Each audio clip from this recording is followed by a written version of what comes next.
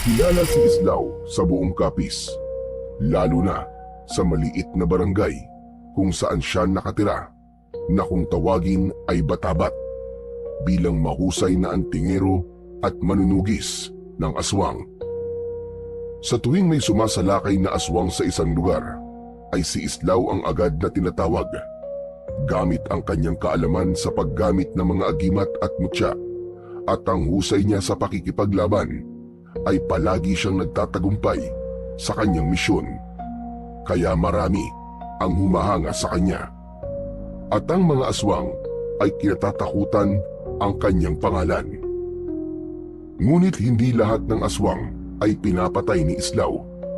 May ilan na hinuhuli niya lang at ikinukulong sa isang isla kung saan isang dating mahusay na manunugis ang nagbabantay.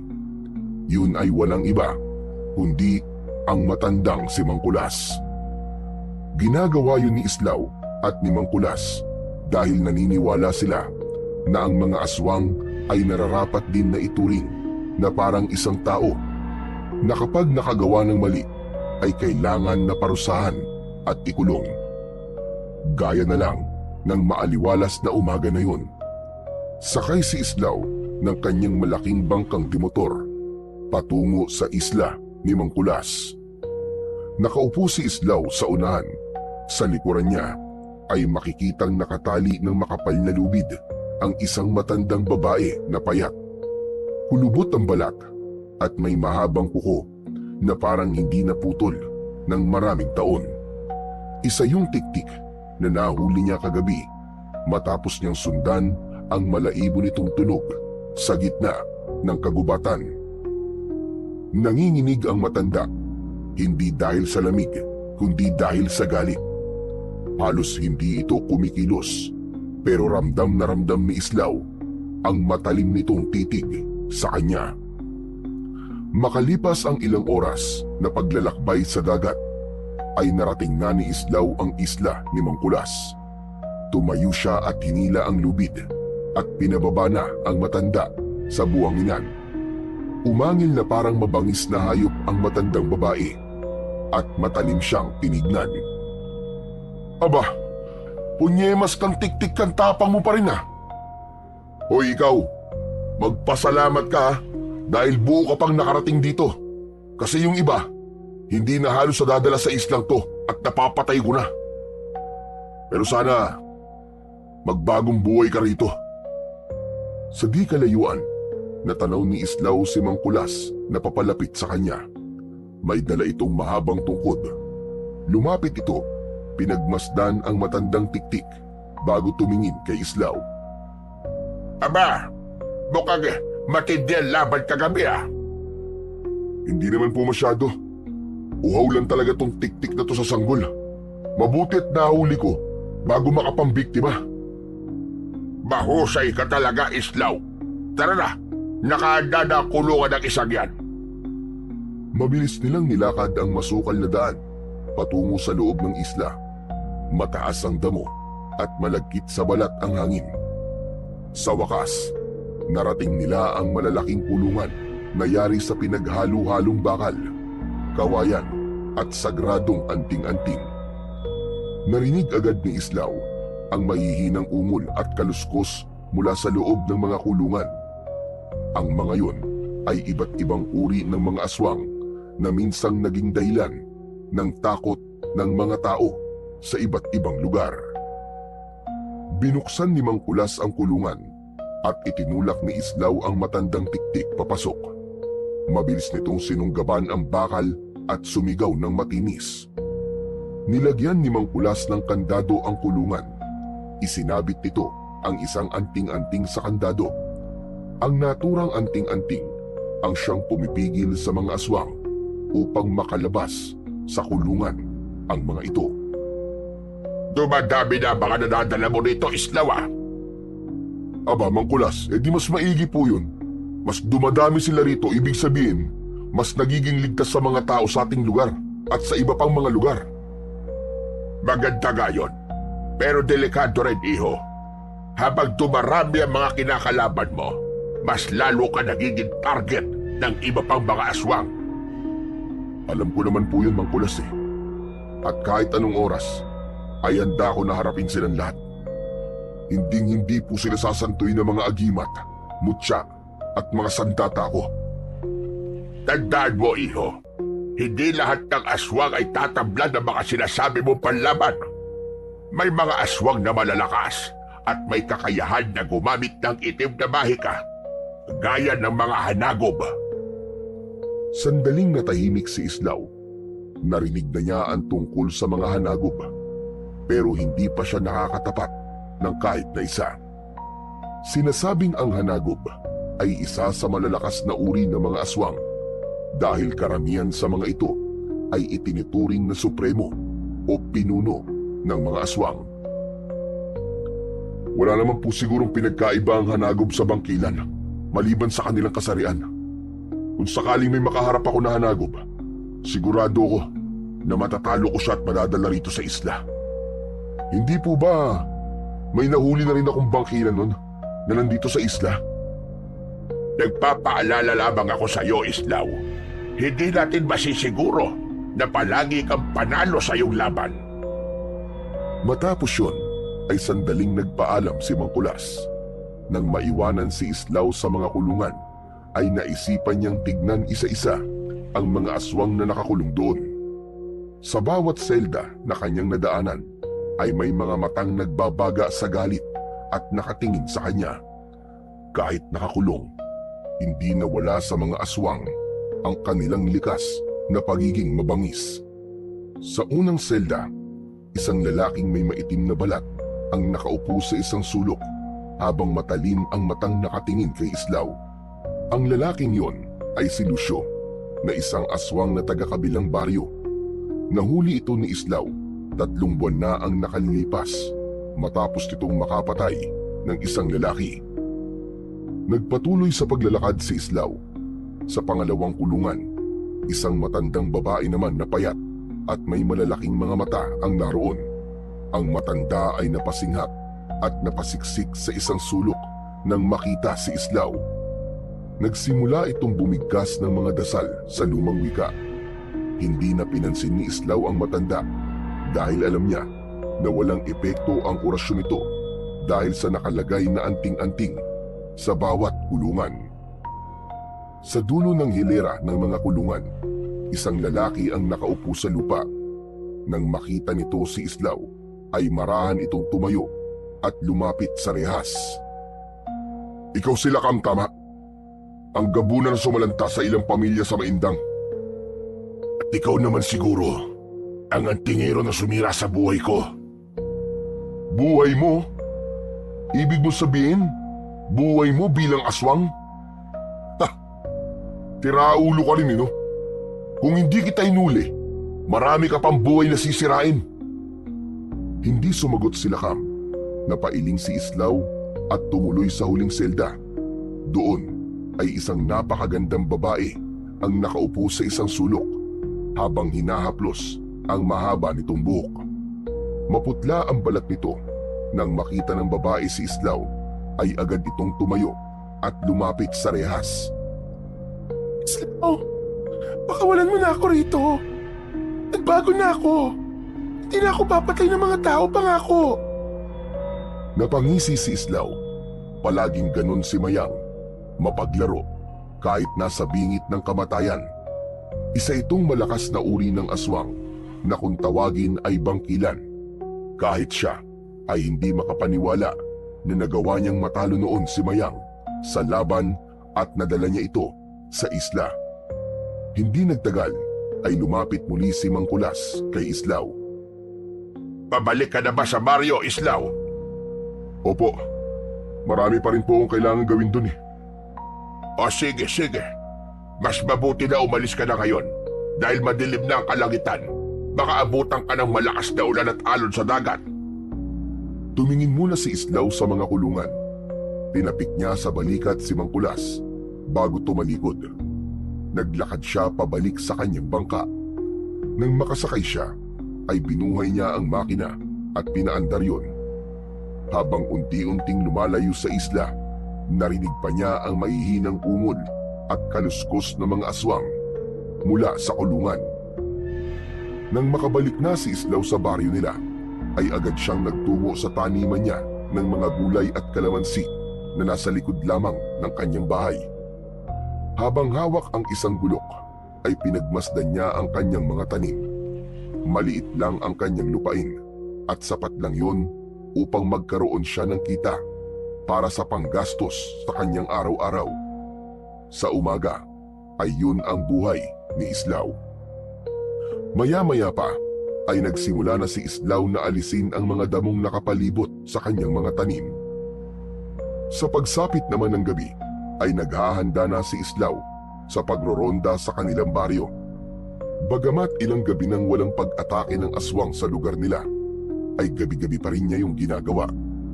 Gaya ng palagi niyang sinasabi kay Mang Kulas, ay ayaw niyang maging kampante. Sa loob ng maraming taon, ay ganun ang naging takbo ng buhay ni Islaw. Sa araw, tinututukan niya ang kanyang taniman, at sa gabi naman ay nanunugi siya ng mga aswang at nagroronda sa kanilang lugar. Ilang taon na rin ang nakararaan, pero naaalala pa rin ni Islaw ang gabi kung saan pinatay ng isang aswang ang kanyang asawa na si Celia. Pauwi na siya noon sa bahay nila ng gabing yun nang marinig niya ang malakas na sigaw ni Celia mula sa loob ng kanilang bahay. 7 buwan buntis noon si Celia sa kanilang unang anak. Nang dumating si Islaw sa kanilang bahay, ay huli na ang lahat. Nagkalat ang dugo sa sahig at sa gitna ng silid ay naroon ang wala ng buhay na katawan ng kanyang asawa. Wala na rin ang kanilang anak sa sinapupunan nito dahil kinuha na yon at kinain ng aswang. Hindi rin malilimutan ni Islaw ang nakita niyang aswang sa ibabaw ng kanilang bubong nang lumabas siya. Ang mapupulanong mga mata na nakatitig sa kanya bago yun tumawa at tuluyang naglaho sa kadiliman. Simula noon, isinumpa ni Islaw sa kanyang sarili na hindi niya nahahayaang mangyari yon sa iba pang tao. Ang pagkamatay ng kanyang asawa at anak ang tuluyang nagtulak sa kanya upang gamitin ang kanyang kaalaman upang labanan ang mga pesteng aswang. Makalipas ang ilang araw, ay muling bumiyahe si Islaw sakay ng kanyang bangka patungo sa isla ni Mang Kulas. May dala siyang mga kinatay na manok at karne ng baboy na siyang pinapakain nila sa mga aswang na nakakulong. Nang malapit na si Islaw sa pangpang, ay natanaw niya kagad si Mang Kulas na hinihintay ang pagdating niya. Agad niyang itinali ang bangka at kinuha ang dala niyang mga pagkain para sa mga aswang. Mang Kulas, ito na po ang pagkain ng mga aswang. Abay, tabang-taba. Paubos na rin ang pagkain nila. Gutom na mga damotres. Baka magwala na naman ang ilan sa kanila. Sabay silang naglakad papunta sa mga kulungan. Lahat ng mga aswang ay nakatingin sa kanya ng masama. Alam ni Islaw na kung hindi lang dahil sa kulungan at anting-anting, ay matagal na siyang pinatay ng mga yon dahil siya ang dahilan ng pagkakakulong ng mga yon. Isa-isa nilang nilagay ang pagkain sa loob ng kulungan. Agad namang dinampot ng mga aswang ang inihagis nilang karni ng baboy at manok. Nang simayang na ang bibigyan nila ng pagkain, ay mapanukso itong ngumiti habang dahang-dahang lumapit sa rehas. Islaw, hindi ba pwedeng tao naman ang ipakain mo sa akin? Kahit isa lang. Hoy, ikaw Mayang, tigil-tigilan mo ako ha. Alam mong hindi yun posible. Sinasanay namin kayo na kanilang hayop ang kainin. Kaya huwag ka nang umasa na bibigyan ka namin ng tao. Grabe ka? Ang seryoso mo naman. Nagbibiro lang naman ako eh. Islaw, huwag mo nalang pansinin niyang si Mayang. Alam mo namang mapagbiro talaga ang isang yan. Malakas ang saltik sa utak niyan. Tuluyan nang inilagay ni Islaw ang karne ng baboy sa loob ng kulungan ni Mayang at agad yung dinampot ng bangkilan habang nakangisi. Matapos na mabigyan ng pagkain ang lahat ng aswang, ay nagtungo na sina Islaw at Mang Kulas sa kubo na tirahan ni Mang Kulas sa isla. Umupo sila sa sahig na gawa sa kawayan kung saan nakahain ang mainit na sabaw na kanina pa nakalapag, sinigang na baboy at inihaw na isda. O sige na, sige na. Kumain ka na, Islaw. Niluto ko lahat ng paborito mo. Masarap yan. Aba, ayos. Maraming salamat po, Mang Kulas. Ay, oo nga pala. Wala pa bang pwedeng pakawalan sa mga aswang na narito sa isla? Wala pa. Kahit si Mayang na mahilig magbiro, hindi ko pa rin lubos sa mapagkakatiwalaan ng isang yon. Sa dami ng taong pinatay niya noon, malamang bumalik lang yon sa dating gawi. Tumango si Islaw. Alam niyang tama naman si Mang Kulas. Ang isang bangkilan na tulad ni Mayang ay hindi madaling magbabago, lalo na't isa itong uri ng makapangyarihan na aswang. Teka, kumusta na nga pala ang baryo natin? Matagal-tagal na rin akong hindi nakakauwi roon. Sa awa ng Diyos, tahimik naman po sa Batabat. Matagal na po ang huling pag-atake ng aswang doon, Mang Kulas. Hay, salamat sa Diyos. Mabuti naman kung ganun. Pero alam mo, habang tahimik, lalong dapat kang mag-ingat. Ang mga aswang, habang hindi gumagalaw at nananahimik, ang ibig sabihin, meron silang pinaplano. Nagpatuloy ang kanilang pag-uusap habang tinatapos ang kanilang tanghalian. Sa kabila ng katahimikan ng isla na yon, dama ni Islaw na hindi pa tapos ang laban at alam niyang tama si Mang Kulas na maaaring isang araw ay maging magulo na naman ang baryo nila dahil sa mga aswang. Pagsapit ng hapon, nagdesisyon na si Islaw na umalis sa isla. Habang naglalakad sila ni Mang Kulas patungo sa dalampasigan, ramdam niya ang malamig na simoy ng hangin na nagmumula sa dagat. Ang araw ay unti-unti nang lumulubog at ang kalangitan ay nagkukulay kahil na. Pagdating nila sa bangka, tinulungan siya ni Mang Kulas sa pagtatanggal ng pagkakatali nun sa isang puno ng nyog. Mang Kulas, matanong lang ho kita. Kailangan niyo na po ba ng katulong sa pagbabantay ng mga nakakulong na aswang dito? Sa ngayon ay hindi pa naman. Kaya ko pa. Malakas pa ako. Pero ang iniisip ko, hanggang kailan natin makakayang ikulong ang mga aswang dito sa isla? Kung sa pinansyal na aspeto ang iniisip niyo, wala ho kayong dapat na ipag-alala. May mga pribadong sektor na tumutulong sa atin pagdating sa pera. Sana ay hindi sila magsawa sa pagtulong sa atin, Islaw. Sana nga po. Pero karamihan naman po sa kanila ay yung mga taong natulungan ko din nun. Siguro po paraan din nila yon ng pagtanaw ng utang na loob sa akin. Sige na, sige na. Mag-iingat ka sa paglalakbay, Islaw. Bumalik ka kagad kung may balita ka. Kayo rin po, Mang Kulas. Mag-iingat po kayo palagi dito sa isla. Matapos yun, ay sumakay na si Islaw sa bangka. Pinaandar niya na yon palayo sa isla. Makalipas ang ilang araw, ay muling nagkaroon ng takot ang mga tao sa baryo ni na Islaw. Sunod-sunod ang balita tungkol sa mga alagang hayop na natatagpo ang patay. Alam ni Islaw na hindi yun gawa ng mababangis na hayop. Sigurado siya na may aswang na muling umaaligid sa kanilang lugar. Kaya naman, mas lalo niyang pinaigting ang pagbabantay tuwing gabi upang masiguro niya ang kaligtasan ng bawat tao sa kanilang lugar. Isang araw, naisipan ni Islaw na sabihin kay Mang Kulas ang bagay na yon.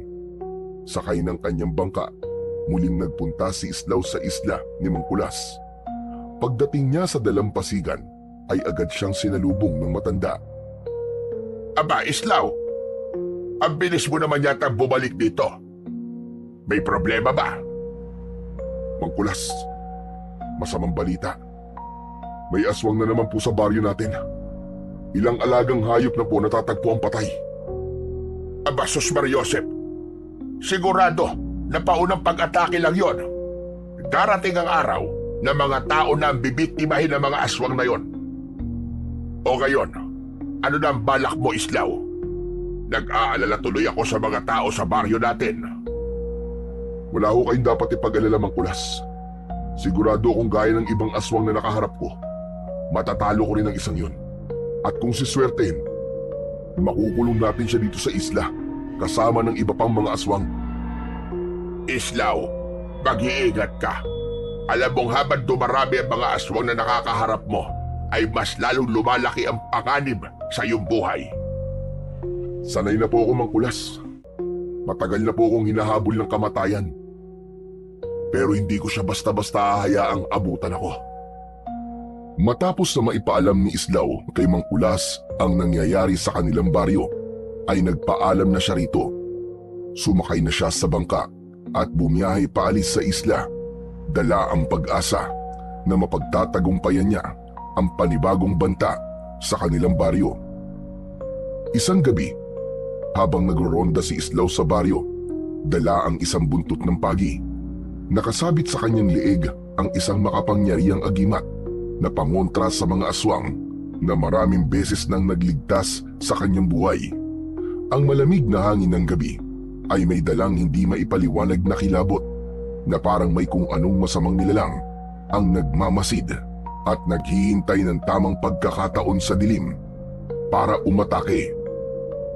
Habang naglalakad si Islaw sa gitna ng kadiliman, ay may narinig siyang mahihinang kaluskos mula sa bubong ng isang bahay.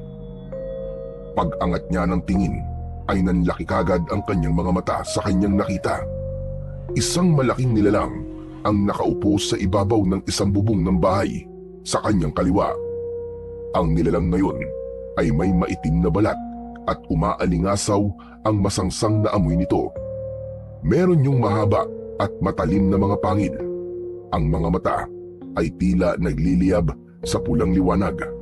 At ang katawan nito ay natatakpan ng parang sinaunang baluti na may nakaukit na mga simbolo. Ang mahahabang daliri nito ay may matutulis at baluktot na kuko. Agad na naramdaman ni Islaw na yun ang aswang na ilang gabi nang umaatake sa kanilang baryo, kaya matapang niya yung sinigawan. Hoy! Diablong buwang ka! Bumaba ka rito! Ako ang harapin mo! Dahan-dahang tumayo ang nilalang sa bubong. Sa isang iglap ay tumalon ito mula sa bubong at malakas na bumagsak sa lupa. Nagsimulang lumapit ang aswang kay Islaw at sa bawat hakbang nito ay ramdam ni Islaw ang bigat at lakas ng presensya nito. Huminto ang aswang, ilang di pa lamang ang layo kay Islaw. Sa wakas, nakaharap na rin kita, Islaw. Maraming beses ko nang narinig ang tungkol sa'yo.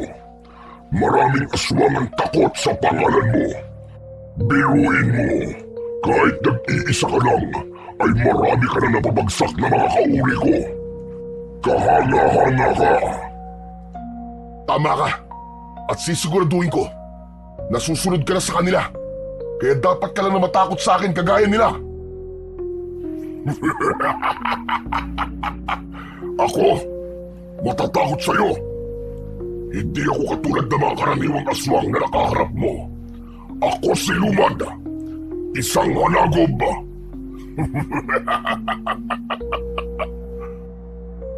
Saglit na nag-isip si Islaw. Alam niya na ang mga hanagob ay isang uri ng sinaunang aswang na mas malakas at mas makapangyarihan sa ibang uri ng aswang. Kung ang karaniwang aswang ay kayang patayin ng buntot ng pagi, ang mga hanagob ay ibang usapan. Masyado kang maraming sinasabi. Ang daldal mo! Papatayin na kita! Mabilis na inatake ni Islaw si Lumad. Buong lakas niyang hinataw si Lumad gamit ang buntot ng pagi. Pero laking gulat niya nang wala yung naging epekto kay Lumad. Parang tumama lang yun sa isang matigas na bato. Bago pa makalayo si Islaw, ay naagaw ni Lumad ang buntot ng pagi mula sa kanyang kamay. Isang iglap lang, gamit ang matatalim nitong kuko, pinutol nito ang sandata ni Islaw sa dalawa. Nanlaki ang mga mata ni Islaw sa pagkagimbal. Mabilis na kumilos si Lumad at hinablot nito ang agimat na nakasabit sa leeg ni Islaw at pinigayon sa malaki nitong palad. Nang ibuka ni Lumad ang palad nito, ay nalaglag mula roon ang pira-pirasong agimat ni Islaw. Bahagyang nakaramdam si Islaw ng kaba ng mga sandaling yun. Noon lang siya nakatagpo ng isang aswang na hindi tinatablan ng kanyang sandata. Bago pa siya makakilos ay sinunggaban na siya ni Lumad. Natumba si Islaw sa lupa habang nakadagan sa kanya ang mabigat na katawan ng hanagob. Lumapit si Lumad sa kanyang muka. Inilabas nito ang mahaba nitong dila at dinilaan ang pisngi ni Islaw. Hindi pa ito tamang oras para sa ating tunay na laban. Pero tandaan mo ito. Kapag hindi ka tumigil sa pagtugis sa amin, Islaw, kamatayan ang naghihintay sa iyo at sa buong baryo na ito. Sa isang iglap, naglaho si Lumad sa dilim. Habol ang hininga na bumangon si Islaw mula sa lupa. Sinubukan niyang hanapin ang direksyon kung saan nagpunta ang hanagop, pero wala na ito. Napakuyom siya ng kanyang kamao. Sa unang pagkakataon, nakaharap siya ng isang kalabang hindi niya basta-basta matatalo. Matapos makaharap ni Islaw si Lumad sa unang pagkakataon, ay umuwi na siya sa kanyang bahay. Naupo siya sa gilid ng papag habang habol pa rin ang kanyang hininga. Ramdam niya ang kirot sa kanyang katawan mula sa pagbagsak sa lupa. Ngunit hindi yun ang nasa utak niya, kundi ang katotohanang nakaharap niya, ang isang aswang na maaaring pinakamalakas sa nakaharap niya. Nakapagtataka talaga. Paano niya nasira ang aking buntot ng pagi at ang pinakamakapangyarihang agimat laban sa aswang? Napalunok si Islaw. Hindi siya makapaniwala na wala na ang agimat niya na yun. Ang proteksyon na matagal nang gumabay sa kanya ay wala na. Marahang tumayo si Islaw at kinuha ang isang lumang baul sa ilalim ng kanyang papag. Binuksan niya yun at bumungad sa kanya ang iba't ibang agimat at mutya na kanyang naipon sa mahabang panahon.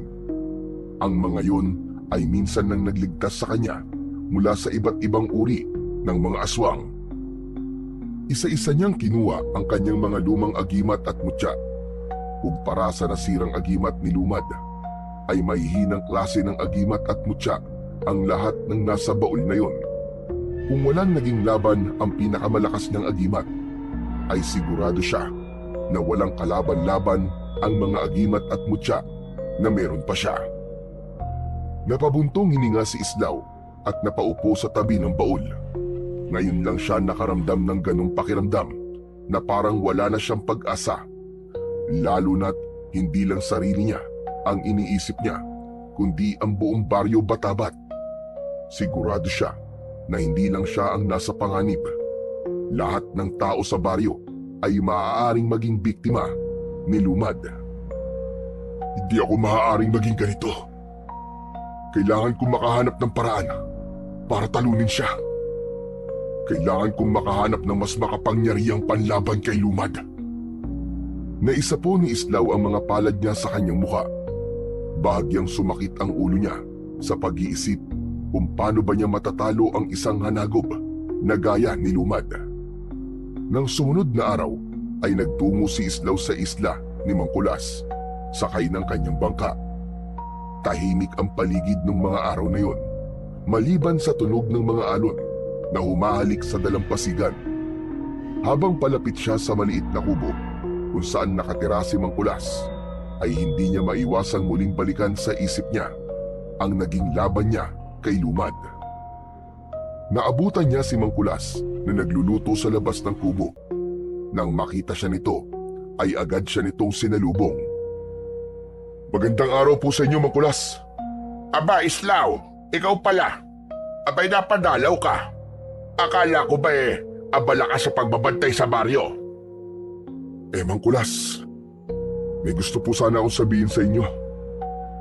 Maaari po ba tayong maglakad-lakad? Sandali lang. Bukang seryoso yung sasabihin mo. O tara, maglakad-lakad tayo. Nagsimulang maglakad ang dalawa hanggang sa huminto sila sa harapan ng mga kulungan ng mga aswang. Ano pala sasabihin mo sa akin, Islaw? Mangkulas, hindi kayo maniniwala. May nakaengkwentro kong aswang at hindi siya basta-basta, Mangkulas. Ano ka mo? Aba, seryoso nga yan. Ano klaseng aswang? Hanagob. Isang hanagob po na nagngangalang Lumad. Biglang napatingin si Mangkulas kay Islaw. Agad na napansin ni Islaw ang kakaibang takot sa mukha ng matanda.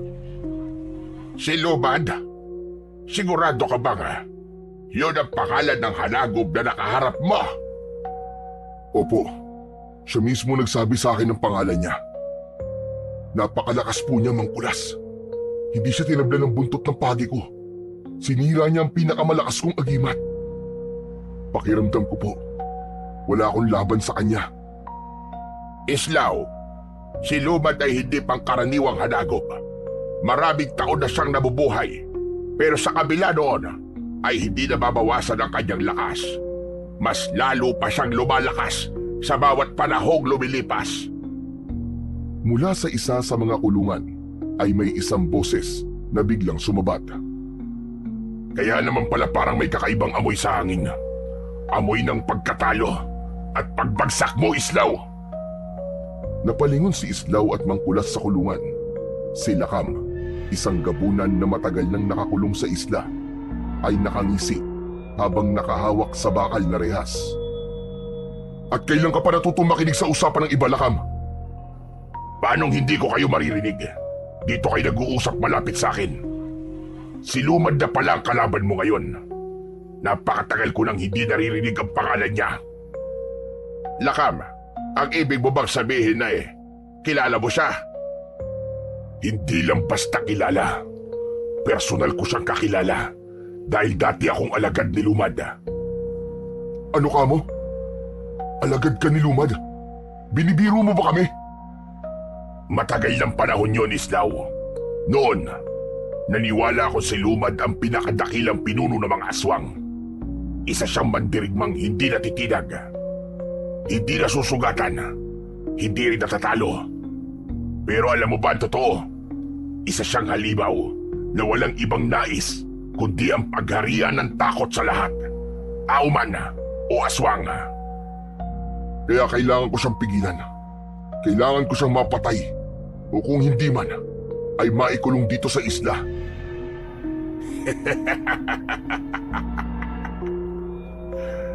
Pambihira ka. Hindi mo siya mapipigilan, Islaw. Wala kang laban kay Lumad. Kahit anong agimat, mutya o sandatang gamitin mo laban sa kanya, hindi mo siya mapapatay. Nananaginip ka kung iisipin mong may laban ka sa kanya. Ano ang ibig mo sabihin, Lakam? Simple lang. Ang kapangyarihan ni Lumad ay higit pa sa iniisip nyo. Hindi siya tulad ng mga aswang na nakalaban mo noon, Islaw. Ang lakas niya ay hindi lang galing sa kanyang katawan, kundi sa bagay na hindi mo basta masisira. Ano yun, Lakam? Sabihin mo.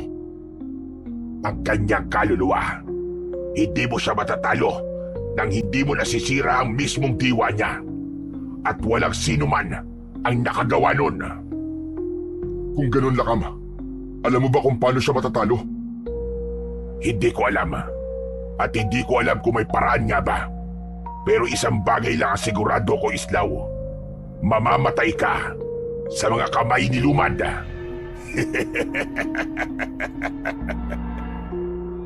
Hindi natinag si Islaw sa mga sinabi ni Lakam sa kanya. Sa halip, mahigpit niyang tinitigan ang nakakulong na gabunan. Sisiguraduhin kong makakasama niyo rin dito si Lumad sa islang ito. Makukulong din siya rito. Kasama niyo. Nakakatawa ka, Islaw. Hindi mo nga ako kayang patay noon. Si Lumad pa kaya, na ilang libong beses na mas malakas kaysa sa akin. Huwag mo na lang siyang pansinin, Islaw. Tara sa loob ng aking kubo. May ibibigay ako sa'yo. Bago pa muling makapagsalita si Lakam, tumalikod na si Islaw at sumunod siya kay Mangkulas. Ngunit hindi pa rin siya tinigilan ng gabunan. Islaw! Katapusan mo na! Kahit anong gawin mo, Hindi mo matatalo si Lumad! Kung ako sa'yo, maghukay ka na ng libingan mo! Hindi na lumingon si Islaw. Alam niyang wala siyang mapapala sa pakikinig sa mga panunuya ng isang aswang. Ngunit kahit hindi ipakita, hindi pa rin niya kayang alisin ang bigat sa kanyang dibdib.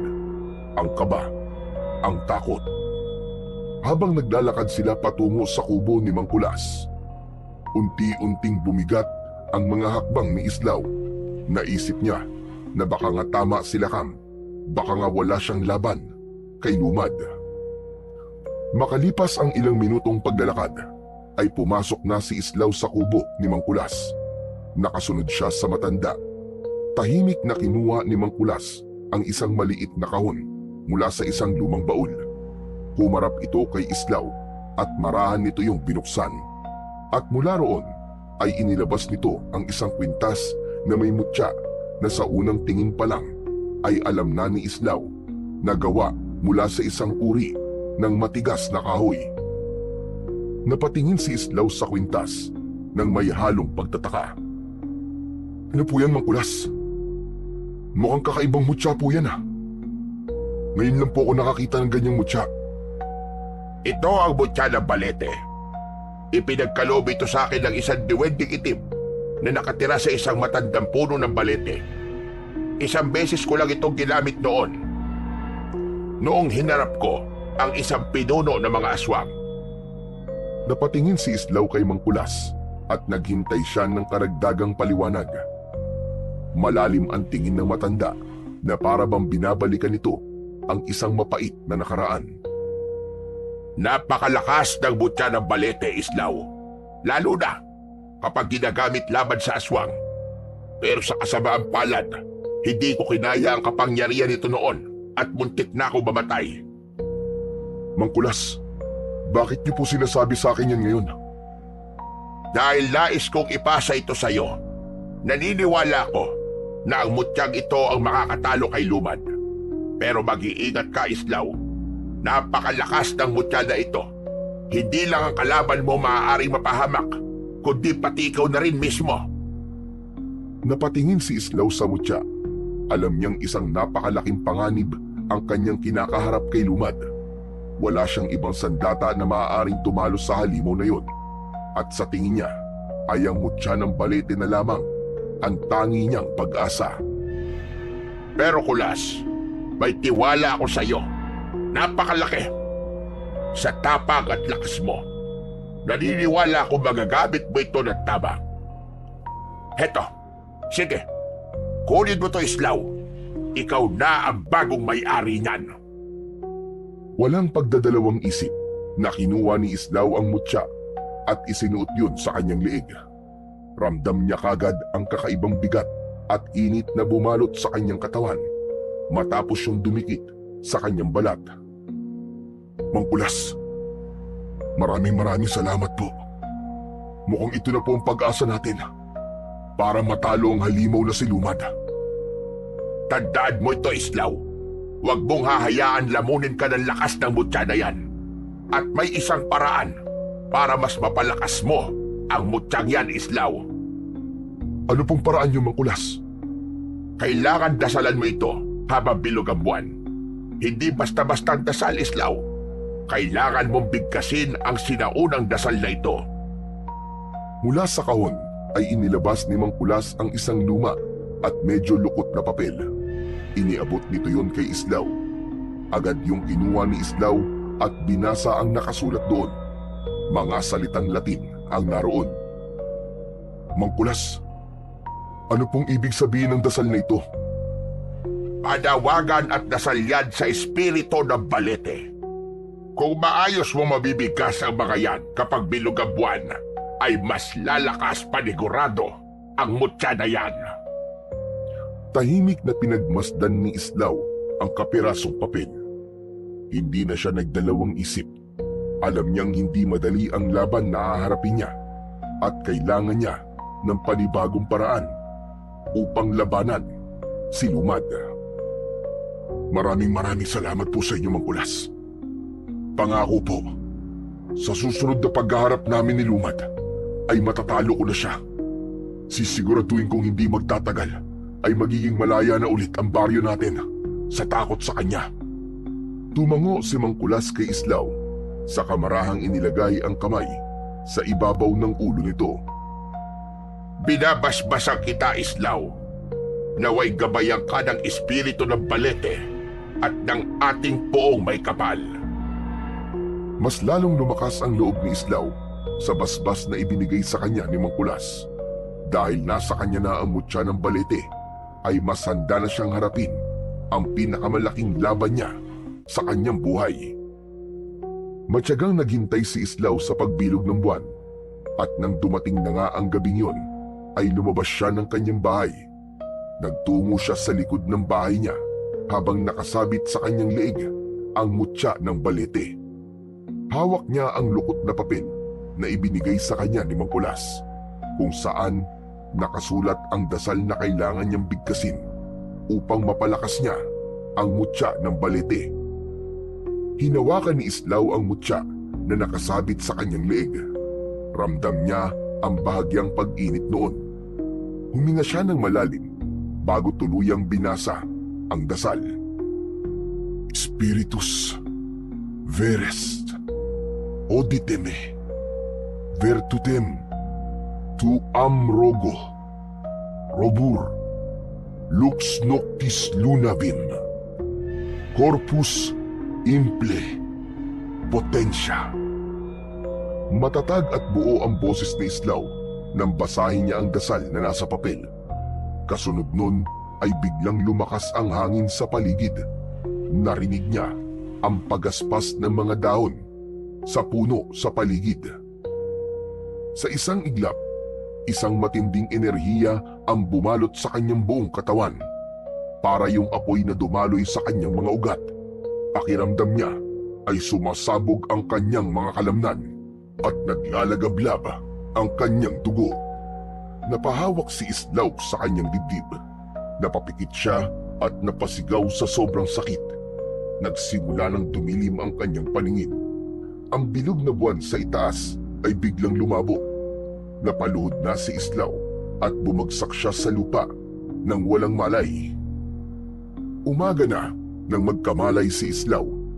Ramdam niya ang init ng sikat ng araw na tumatama sa kanyang balat. Nakahiga pa rin siya sa malamig na lupa. Ngunit sa halip na pangihina ang maramdaman, isang kakaibang sigla ang dumadaloy sa kanyang katawan. Dahan-dahan siyang tumayo. Inasahan niyang mangangatog ang kanyang mga tuhod o kaya naman ay mabibigitan siya sa sariling katawan. Ngunit hindi nangyari yun. Pakiramdam niya ay napakagaan ng kanyang katawan na parang kaya niyang lumaban nang hindi napapagod. Hinawakan ni Islaw ang mutya ng Balete. Nung una ay nagtaka siya dahil nawala ito sa kanyang leeg.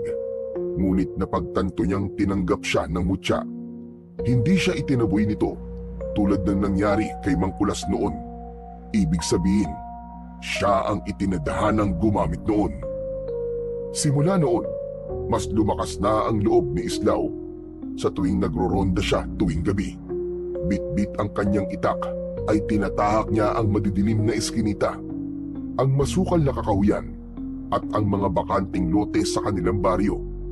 Alam niyang hindi na siya basta-basta matatalo ni Lumad sa sandaling muli silang magkaharap. Ngunit sa kabila ng kanyang paghahanap, hindi na muling nagpakita pa si Lumad. Para bang nagtatago na ito sa kanya. Ngunit sa kabila noon, hindi pa rin nahinto ang mga natatagpo ang patay na hayop sa kanilang lugar. Mas dumadalas pa ngayon, mga baka, baboy, aso, lahat ng halos ay natatagpuan sa umaga na wala ng lamang loob. Hanggang sa dumating ang pinakakinatatakutan ni Islaw. Hindi na lang hayop ang pinatay ni Lumad. Mismong mga tao na ang nagiging biktima nito. Sunod-sunod ang pagkawala ng mga residente sa Baryo Batabat. Una, isang lalaking estudyante. Sumunod ay isang magsasaka. At nang matagpuan ang katawan ng isang ginang sa may ilog, ay gutay-gutay na yun at wala na ang mga lamang loob.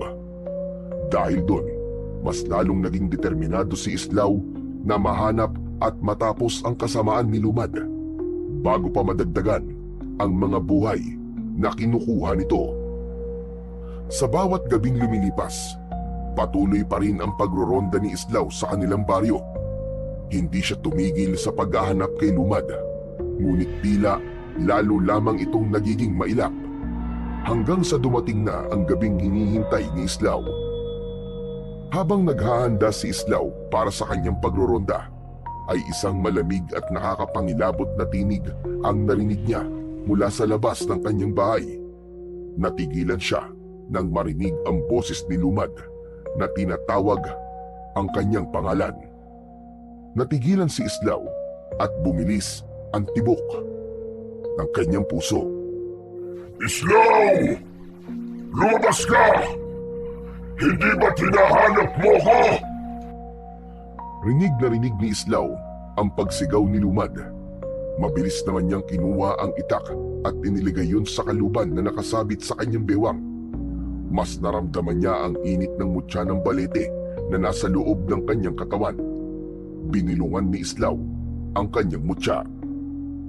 Minamahal kong mutya, bigyan mo ako ng lakas. Pakiusap, huwag mo akong bibiguin. Matapos yun, ay humugot ng malalim na paghinga si Islaw at marahan niyang binuksan ang pinto.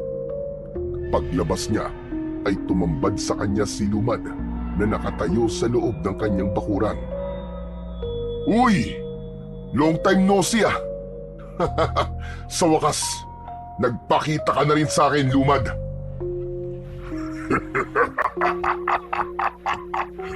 Namiss mo ba ako, Islaw? Alam kong matagal mo na akong hinahanap. Kaya ako na mismo ang nagpakita sa'yo. Mabilis na hinawakan ni Islaw ang kanyang itak sa kanyang bewang at lumapit ng bahagya kay Lumad. Alam kong minamaliit mo ko, Lumad, pero hindi ako papayag na ikaw ang maghari sa baryong ito. Tatapusin ko na ang kasamaan mo ngayong gabi. Nararamdaman ko ang kakaibang enerhiya sa loob mo, Islaw. Ang mutya ng balete. Hindi ako maaaring magkamali. Isa yung makapangyarihang mutya. Bakit? Natatakot ka ba na may panibago na naman akong mutya na magagamit ko para talunin ka? Huwag kang masyadong mayabang, Islaw. Mas maganda nga yan upang mas maging kapanapanabik ang magiging laban nating dalawa. Napakuyom ng kamao si Islaw at hindi na siya nagpatumpik-tumpik pa. Mabilis siyang sumugod kay Lumad habang sumisigaw. Isang malakas na sipa ang pinakawalan ni Islaw na tumama sa tiyan ni Lumad. Napaatras ito at nakita niya sa mukha nito na hindi nito inaasahan ang bilis ng kilos niya. Sinundan pa niya yon ng isang suntok sa panga na nagpayanig sa katawan ng kanyang kalaban. Hinugot ni Islaw ang kanyang itak at buong puwersang tinaga niya si Lumad, ngunit mabilis na umatras si Lumad. Tumalon si Islaw patungo kay Lumad at bumaon ang talim ng itak sa kaliwang balikat nito. Napaatras si Lumad habang mahigpit na hawak ang sugatang bahagi ng katawan nito. Napatingin ito kay Islaw at kita sa mukha nito ang bahagyang pagkagulat. Nagliyab sa galit ang mga mata ni Islaw. Alam niyang yun na ang tamang pagkakataon upang tapusin ang halimaw na pumatay sa maraming tao sa kanilang baryo. Muli siyang sumugod habang ramdam na ramdam niya ang naglalagablab na lakas ng mutya sa loob ng kanyang katawan. Ngunit sa isang iglap, biglang naglaho si Lumad. Ano? Nasaan siya? Lumad! Nasaan ka? Magpakita ka sa akin, duwag! Nagulat si Islaw nang may naramdaman siyang kamay na mahigpit na sumunggab sa kanyang braso. Napakurap siya at sa isang iglap ay nasa tabi na niya si Lumad. Mariin itong pinisil ang kamay niya na naging dahilan upang mabitiwan niya ang kanyang itak. Bago pa siya makapalag ay bumaon na ang matatalim na kuko ni Lumad sa kanyang tagiliran. Napasigaw sa labis na sakit si Islaw Naramdaman niya ang mainit na dugong bumalong mula sa kanyang sugat. Bago pa siya makarecover ay sunod-sunod na pag-atake ang ibinigay ni Lumad sa kanya. Kinagat siya nito sa kanyang braso, hita at kinalmot siya sa kanyang dibdib. Duguan na bumagsak si Islaw sa lupa.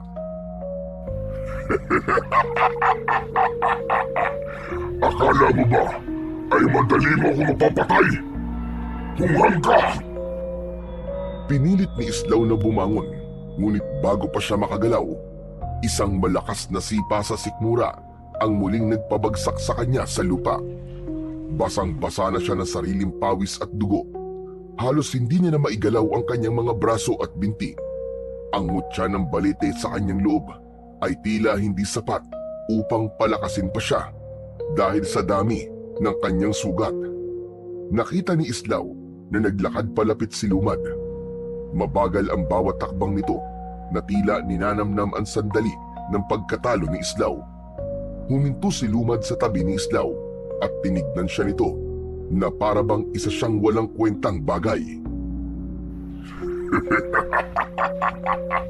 Tumingin ka sa paligid mo, Islaw. Tumingin ka para makita mo ang mga taong binigo mo.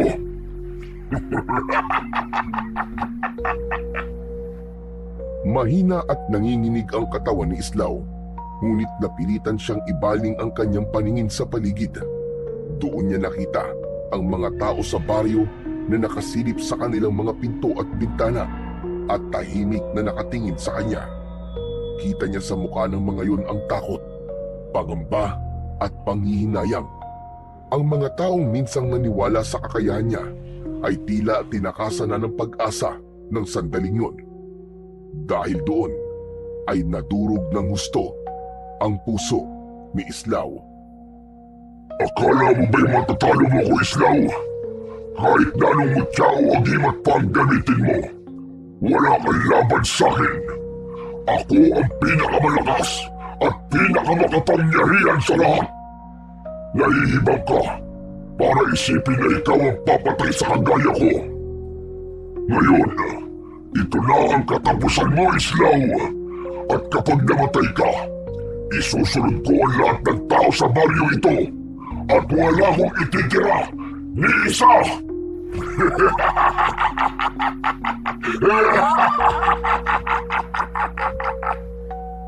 Napapikit si Islaw. Alam niyang hindi niya na kayang lumaban pa. Wala na siyang lakas na natitira. Nakikiusap ako sa'yo. Ako na lang ang patayin mo, Lumad. Huwag mo nang idamay pa ang mga tao rito. Muling lumakas ang halakhak ni Lumad. Yumuko ito at marahang inilapit nito ang matutulis nitong mga kuko sa leeg niya. Ngunit bago pa siya mapatay ni Lumad, ay nagulantang si Islaw sa biglang pagdating ni Mang Kulas. Lumad! Ako ang harapin mo! Napaangat ng tingin si Lumad kay Mang Kulas. Isang kulay itim na pulbos ang isinaboy nito sa mukha ni Lumad. Sa isang iglap, napaatras si Lumad at napasigaw ng malakas dahil sa sobrang sakit. Pilit na inalis ni Lumad ang pulbos sa mukha nito. Hayop ka! Magbabalik ako, Islaw, at sa susunod na pagkikita natin, sisiguraduhin kong mapapatay na kita! Mabilis na tumakbo si Lumad papalayo hanggang sa naglaho na ito sa kadiliman. Naiwan naman si Islaw na nakahandusay sa lupa habang habol ang sariling hininga. Nanginginig ang kanyang katawan, ngunit naramdaman niya ang init ng kamay ni Mang Kulas sa kanyang balikat. Huwag kang susuko, iho. Hindi pa tapos ang laban mo. Hindi ka pa pwedeng mawala. Mang Kulas, salamat at dumating ka. Akala ko katapusan ko na. Pero ano ba yung pulbos na ginamit mo? Bakit umatras si Lumad? Abo yun ang buto ng isang gamunan. Malakas na pangontra sa mga katulad ni Lumad. Pero, yun na ang huling meron ako at panandalian lamang ang epekto nun sa kanya. Dapat pala, hindi mo na ginamit yun. Baka mas kailangan mo pa yun sa ibang laban, Mangkulas. Huwag mo nang isipin yun, Islaw. Ang importante ngayon ay buhay ka pa. Halika, kailangan magamot natin ang mga sugat mo. Inalalayan ni Mangkulas si Islaw upang makatayo. Napangiwi siya sa sakit ng kanyang mga sugat. Nang tuluyan siyang nakatayo, ay muli niyang napansin ang mga tao sa paligid na nakasilip pa rin sa kani-kanilang mga bintana at pinto. Ngunit hindi tulad kanina na takot ang nasa mukha ng mga yon. Dahil ng sandaling yon, ay nakita ni Islaw ang pagkadismaya sa mukha ng lahat ng taong nakatingin sa kanya. Ibinaba ni Islaw ang kanyang tingin. Hindi niya magawang tignan ang mga mata ng mga taong minsan niyang pinangakuan na kaya niyang protektahan. Alam niyang nabigo siya na tuparin ang pangako na yon sa gabing yon. Tahimik siyang sumunod kay Mangkulas, papasok sa bahay niya. Nang makarating sila sa loob, ay agad na nilinis ni Mangkulas ang lahat ng sugat ni Islaw. Mabuti na lang at pinakinggan ko ang kutob ko. Kaya umalis ako ng isla at pinuntahan ka rito. Mangkulas, paano po mga nakakulong na aswang sa isla? Walang bantay ang mga yon. Huwag kang mag-alala. Sigurado kong hindi makakawala ang mga yon. Malalakas ang mga anting-anting sa kulungan nila. Napabuntong hininga si Islaw. Wala na siyang lakas upang magtanong pa. Kaya hinayaan na lamang niya si Mangkulas na gamutin ang kanyang mga sugat. Hinayaan niyang dumaloy ang katahimikan sa pagitan nila habang unti-unting lumalalim ang gabi. Alam niyang may susunod pang laban. Ngunit sa ngayon, kailangan maghanda siya. Kailangan bumangon siyang muli upang makabawi siya sa mga tao sa kanilang baryo. Nang mga sumunod na araw, ay hindi na muna lumabas si Islaw ng kanyang bahay. Hindi dahil sa nagpapagaling siya sa kanyang mga sugat, kundi dahil sa nahihiya siyang magpakita sa mga tao. Nahihiya siya dahil alam niyang iniisip ng mga tao na tinagurian siyang kinatatakutan ng mga aswang. Pero sa kauna-unahang pagkakataon ay nasaksihan ng marami ang kanyang pagbagsak. Paminsan-minsan ay nagtutungo si Mangkulas sa bahay ni Islaw upang gamutin at palitan ang benda ng sugat niya. Mangkulas, kung ganun po pala, ay wala ring laban ng mutya ng balete kay Lumad. Kahit nasa loob ko ng mutya, ay hindi pa rin ako nagtagumpay na talunin siya. Yan din ang naisip ko. Patawarin mo ako kung binigyan kita ng pag-asa. Ang mutya ng balete, ang tanging mutya na alam kong pwedeng makatalo kay Lumad. Pero nagkamali pala ako. Mangkulas, wala naman po kayong dapat na ihingi ng tawad sa akin. Alam ko na ninais niyo lamang po makatulong. Pero Mangkulas, ang mga tao po rito sa baryo, nahihiya po ako sa kanila. Hindi ko po kaya magpakita sa kanila sa ngayon. Ilang araw na po akong di lumalabas dahil sa kahihiyan po na inabot ko nung gabing naglaban kami ni Lumad. Nagpakawala ng malalim na paghinga si Mangkulas. Marahan itong tinapik sa balikat si Islaw. Siguro, mas makabubuti kung doon ka na muna manatili sa isla habang nagpapagaling ka ng mga sugat mo at nag-iisip tayo ng susunod nating plano para matalo na natin si Lumad. Pero Mangkulas, paano po mga tao rito sa baryo kung wala ako? Baka bigla pong bumalik si Lumad at umatake. Sino po magtatanggol sa mga tao kung nasa isla ko? Islaw, sa kalagayan mo ngayon ay hindi mo pa kayang labanan ulit si Lumad. Kailangan mo munang gumaling. Baka kapag hinarap mo siya sa ganyang kalagayan mo, ay tuluyan ka na niyang mapatay. Kaya kung ako sa'yo, ay sumunod ka na lamang sa sinasabi ko sa'yo. Doon ka na muna sa isla magpagaling para hindi ko na rin kailangan pang magtungo rito at iwanan na walang bantay ang mga aswang sa isla. Natahimik si Islaw at nahulog siya sa malalim na pag-iisip.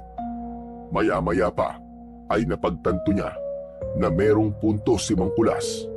Kaya sa huli ay pumayag siya sa ideya nito at sa araw na yon ay sumama muna si Islaw kay Mangkulas sa isla kung saan nakakulong ang mga aswang na nahuli niya noon. Nang araw din na yon ay sumama na si Islaw kay Mangkulas sa pagpunta sa isla. Napagtanto niyang hindi pa siya handa para sa muling paghaharap nila ni Lumad, kaya kailangan niyang mas palakasin ang kanyang sarili. Sa pagdating nila sa isla ay agad niyang tinulungan si Mangkulas sa pagpapakain sa mga aswang na nakakulong doon. Bitbit nila ang mga karning nakalaan para sa mga nilalang na yun.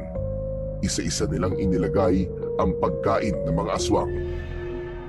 Habang abala si Islaw sa paglalagay ng pagkain sa kulungan, ay narinig niya ang malutong na tawa ni Lakam. Islaw, ano ba nangyari sa'yo? Halos hindi na kita makilala sa dami ng sugat mo ah. Tumingin si Islaw kay Lakam, ngunit hindi niya ito sinagot. Nilapag na lang niya ang pagkain sa harap nito. Sigurado kong nakaharap mo na naman si Lumad at mukhang hindi naging maganda ang laban.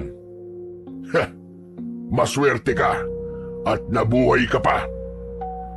Bago pa makasagot si Islaw, sumingit sa usapan si Mayang na nasa kabilang kulungan. Ano? Totoo bang nakalaban mo si Lumad, Islaw? Oo, Mayang. Nagkaharap kami. Pero sa susunod, sisiguraduhin ko matatalo ko na siya. Huwag kang mangarap na mataas, Islaw. Hindi mo matatalo si Lumad. Sigurado ko na sa susunod na pagharap nyo ay mapapatay ka na niya. Kaya kung mahal mo pa ang buhay mo, magtago ka na lang sa islang to habang buhay kasama namin. Huwag ka naman magsalita ng ganyan, Lakam. Tandaan mong kung hindi dahil kay Islaw, wala tayong makakain dito. Mag-isip-isip ka nga, Mayang. Pinapakain nila tayo rito para mas matagal tayo mabuhay at maging matagal ang paghihirap natin dito. Hindi na pinansin ni Islaw ang mga sinabi ni Lakam. Alam niyang hindi nito lubos na nauunawaan ang laban nila ni Lumad. Sa bawat araw na lumilipas, ay unti-unting bumubuti ang kalagayan ni Islaw sa isla ni Mangkulas. Kahit may sugat pa ang kanyang katawan, hindi siya nanatili sa loob ng kubo. Tinutulungan niya si Mangkulas sa anumang gawain, mula sa paghahanda ng pagkain hanggang sa pangangalaga sa mga halamang gamot, pagpapakain sa mga aswang at kung ano-ano pa. Sa umaga, madalas siyang nakaupo sa tabi ng dagat. Pinagmamasdan niya ang paghampas ng alon sa dalampasigan habang hinahaplos ng hangin ang kanyang balat. Alam niyang kailangan makabawi na kagad siya ng lakas upang makabalik na siya sa kanilang baryo.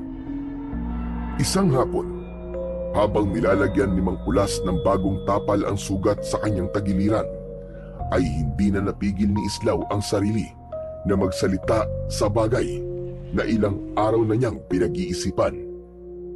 Mangkulas, hindi ko lang po talaga maiwasang mag-alala sa mga tao sa baryo. Wala na ako ron para protektahan sila. Baka bumalik si Lumad doon. Baka may masaktan o may mamatay. Naiintindihan ko nararamdaman mo, Islaw. Pero hindi mo dapat kalimutan na halos ikamatay mo na ang huling laban mo kay Lumad. Hindi ka pa handa para bumalik sa baryo. Kailangan mo pang mapagaling ang mga sugat mo. Mangkulas, pero paano po kung may mangyari nga sa kanila? Paano kung wala na akong babalikan doon? Kung babalik ka ngayon, mas lalo mo lang na ilalagay sa panganib ang sarili mo. Hindi mo matutulungan ng mga tao ngayon sa kalagayan mong yan. Kung ikaw mismo ay mahina pa. Napayuko si Islaw. Alam niyang may punto si Mangkulas, pero hindi niya matanggal ang bigat sa kanyang dibdib. Ang pinakamainam mong gawin ngayon ay palakasin ang iyong sarili. Huwag kang mag-alala dahil nandito ako para tulungan ka pagdating sa bagay na yan. Malungkot na tumingin si Islaw kay Mangkulas. Napabuntong hininga na lang siya at napilitang tumango bilang pagsang-ayon sa sinabi nito. Mabilis na lumipas ang mga araw at kahit paano ay unti-unti nang nararamdaman ni Islaw ang pagbabalik ng kanyang lakas. Alam niya na mas naging mabilis ang pag-recover niya dahil sa tulong ng mutya ng balete na nasa loob ng kanyang katawan. Isang gabi, habang naghahapunan, ay pinag-uusapan ni Islaw at Mangkulas ang maaaring paraan upang matalo si Lumad. Kahit medyo maayos na ang lagay ni Islaw, ay alam niyang hindi lang pisikal na lakas ang kailangan niya, kundi kailangan nila ng epektibong estratehiya. Alam mo na ang kakayahan ni Lumad, Islaw. Hindi siya pangkaraniwang aswang. Kahit ang pinakamalakas na mutya at pinakamakapangyarihang agimat natin ay walang laban sa kanya. Kaya nga ho, Mangkulas, kahit pag ginamit mo na ang abo ng buto ng isang gabunan, ay hindi siya nagkaroon ng matinding pinsala. Napabuntong hininga si Islaw. Ilang saglit silang nanatiling tahimik at parehong nag-isip ng maaari nilang gawin. Maya-maya pa ay nagpatuloy sila sa pagbibigay ng suwestyon mula sa mga ritual, bagong mutya o pagsubok na humanap ng mas malakas na anting-anting. Ngunit sa bawat ideyang naisip nila ay mas naging malinaw na walang makakapantay sa lakas ni Lumad. Kung may makakatulong lang sana sa atin na kasing lakas niya, baka magkaroon tayo ng kahit na konting tsansang matalo siya. Natigilan si Islaw. Biglang may pumasok na ideya sa kanyang isip sa sinabing yun ni Mangkulas. Mangkulas, sandali. Alam ko na kung paano natin matatalo si Lumad. Kaya anong ibig mo sabihin, Islaw? Gaya ng sinabi mo, bakit hindi tayo humingi ng tulong sa mga pwedeng tumapat kay Lumad? Kumuha tayo ng mga aswang mula sa kulungan. Mga aswang na malalakas na pwedeng pumantay sa lakas ni Lumad. Ano ka ba? Aba, imposible ang naisip mo, Islaw. Hindi lalaban ng mga aswang na yon sa kauri nila, lalo na sa kagaya ni Lumad. Lalaban sila kung bibigyan natin sila ng kapalit na hindi nila matatanggihan. At ano naman ang magiging kapalit na yon? Huminga ng malalim si Islaw bago sumagot. Ang kalayaan nila. Kung yan ang kapalit na ibibigay mo sa kanila, sigurado ako na papayag nga sila. Pero sandali lang, Islaw. Meron ka na bang napiling mga aswang na nakakulong dito sa isla? Meron na po. Alam ko na kung sino may sapat na lakas para makatulong sa atin. Nagkatinginan sina Islaw at Mangkulas. Sa pagkakataon na yon, naramdaman ni Islaw na meron ng ideya si Mangkulas kung sino ang mga aswang na tinutukoy niya. Alam nila na sa susunod nilang hakbang ay maaaring magdala ng mas malaking panganib yun para sa kanila. Pero yun na lang ang natitira nilang pag-asa. Laban kay Lumad. Kinabukasan ay naglakad sina Islaw at Mangkulas patungo sa kulungan ng mga aswang. Huminto sila sa harapan ng magkatabing kulungan ni Mayang at Lakam. Dahan-dahang lumapit si Islaw sa harapan ng mga yon, habang si Mangkulas naman ay nanatiling nakatayo sa kanyang tabi. Mayang, Lakam, makinig kayo mabuti. May iaalok kami sa inyo ni Mangkulas. Isang bagay na sigurado ko magugustuhan nyo at hindi nyo matatanggihan. Kung gagawin nyong ipapagawa namin, ang kapalit ay ang inyong panghabang buhay na kalayaan. Nagliwanag ang mukha ni Mayang sa narinig. Ano ka mo? Kalayaan? Mukhang maganda yan ah. Ano bang ipapagawa niyo sa amin, Islaw? Huwag ka magpanin lang, Mayang. Sigurado kung hindi natin sila mapagkakatiwalaan. Malamang, isa lang itong paraan nila. Nalinlangin tayo. Hayaan mo muna magsalita si Islaw, Lakam. Pakinggan mo muna siya bago ka magsalita ng kung ano-ano. Huminga ng malalim si Islaw bago nagpatuloy sa pagsasalita. Ang totoo niyan, kailangan namin kayo. Gusto naming tulungan niyo kami ni Mangkulas sa laban namin kay Lumad. Naniniwala ako na kung pagsasamahin natin ang ating lakas at kakayahan, magagawa nating talunin si Lumad. mukhang tinanggap mo na Islaw na hindi mo kaya si Lumad. Kaya kahit sa kauri niya ay napipilitan ka ng humingi ng tulong. Oo, tama ka. Inaamin kong hindi ko nga kayang talunin si Lumad na mag-isa. At hindi ako nahihiya sa pag-amin ng aking kahinaan. At wala ring masama sa paghingi ko ng tulong sa iba, Lakam. Napatingin si Mayang kay Islaw at tila nabighani sa tapang niyang aminin ang katotohanan na meron din siyang kahinaan. Napangiti ito at tumango. Payag ako. Tutulungan kita, Islaw. Ihibang ka na ba, Mayang? Siguradong papatayin ka ni Lumad. Oo, malakas tayo. Pero mas malakas si Lumad. Kakaiba siya. Paano kung hindi? Paano kung manalo tayo? 3 tayo. Laban sa isa. Malaki ang posibilidad na manalo tayo, Lakam. Matagal ko lang gustong makalaya at mabuhay nang wala sa loob ng rehas. Alam kong ganun din ang gusto mo, Lakam. Lumalim ang katahimikan sa pagitan nilang apat. Kitang-kita ni Islaw ang pag-aalinlangan sa mukha ni Lakam. Matagal na hindi nagsalita si Lakam na parang pinag-iisipan pa nito ng gusto ang magiging desisyon niya. Makalipas ang mahabang sandali, ay marahan ding tumango si Lakam. O sige, pumapayag na ako. Labis na natuwa si Islaw sa sagot ni Lakam. Maraming salamat sa inyo, Mayang, Lakam. Kapag nagtagumpay tayo sa laban kay Lumad, makakaasa kayong hindi ko sisirain ang aking salita. Makakalaya na kayo.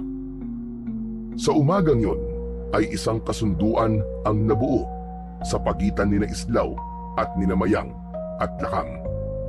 Isa yung mapanganib na plano, ngunit wala ng ibang pagpipilian pa si Islaw kung hindi ang humingi ng tulong sa mga nilalang na dati niyang nakalaban.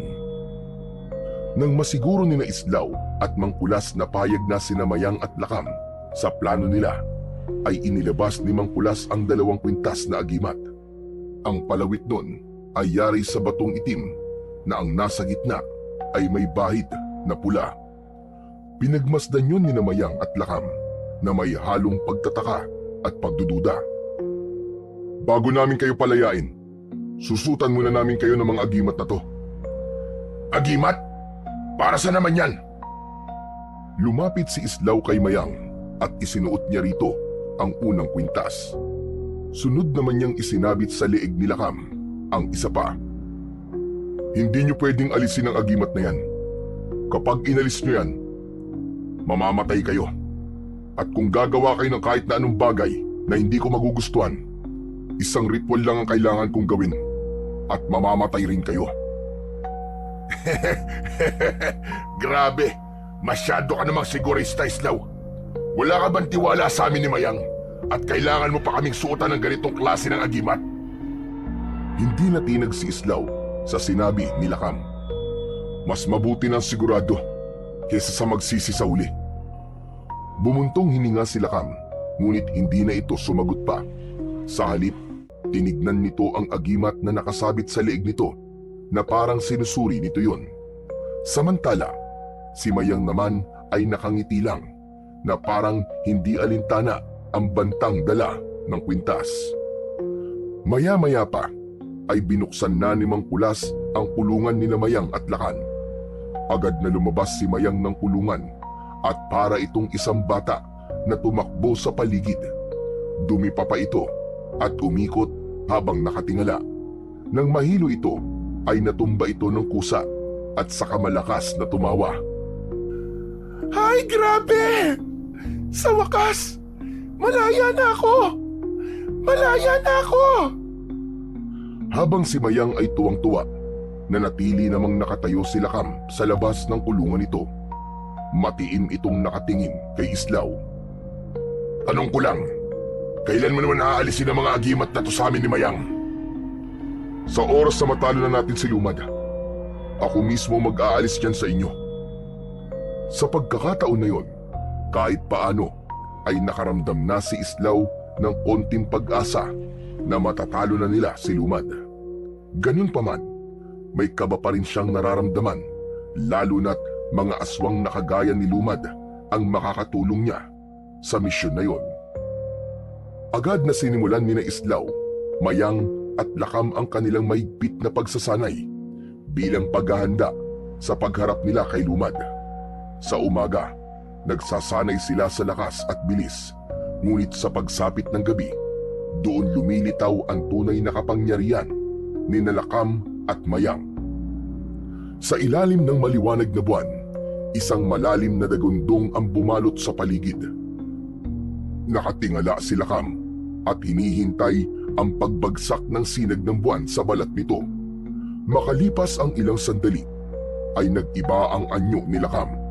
Ang balat nito ay naging kulay itim at ang kanyang katawan ay lumaki at naging matipuno, habang ang buhok nito ay humaba at naging kulay puti. Sa unang tingin pa lang ay alam na ni Islaw na ang matutulis na ngipin ni Lakam ay kayang pumunit ng laman at dumurog ng buto. Sa isang iglap, nawala si Lakam sa kanyang kinatatayuan. Napatingin si Islaw sa paligid at pilit niya itong hinahanap, hanggang sa may naramdaman na lang siyang hangin mula sa kanyang likuran.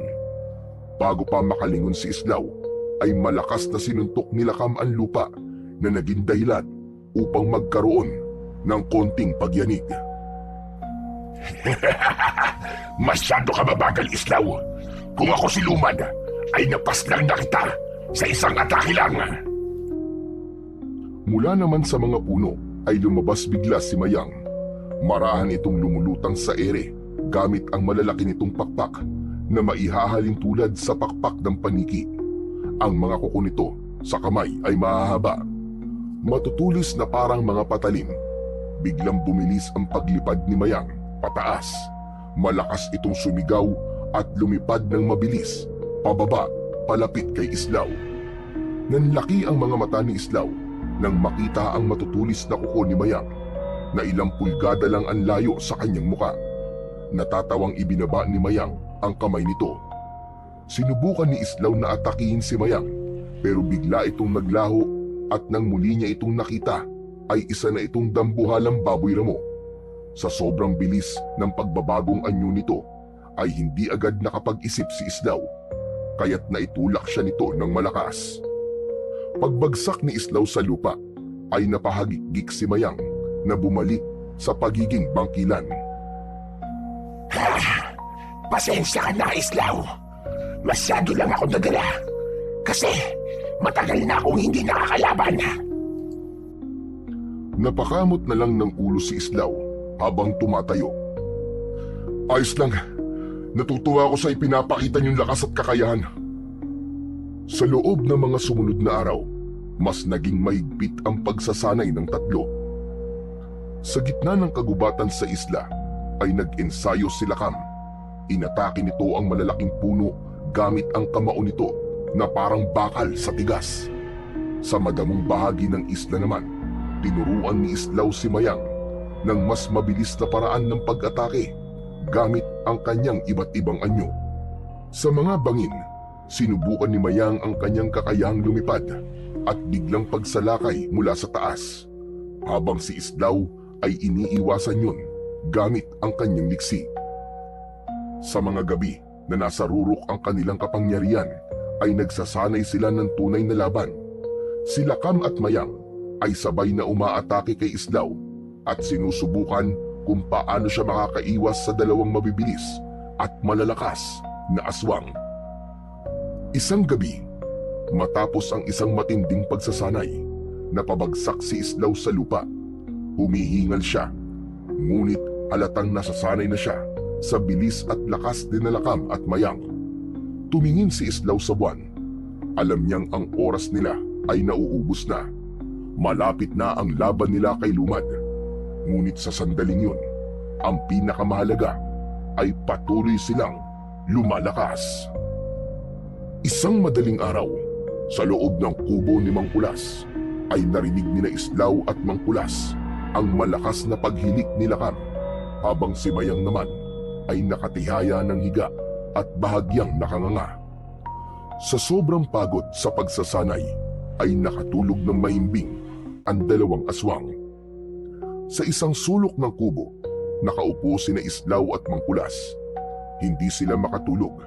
Sa halip, tahimik nilang pinagmamasdan ang dalawang nilalang na noon ay itinuturing nila ni Mang Kulas na mga kaaway.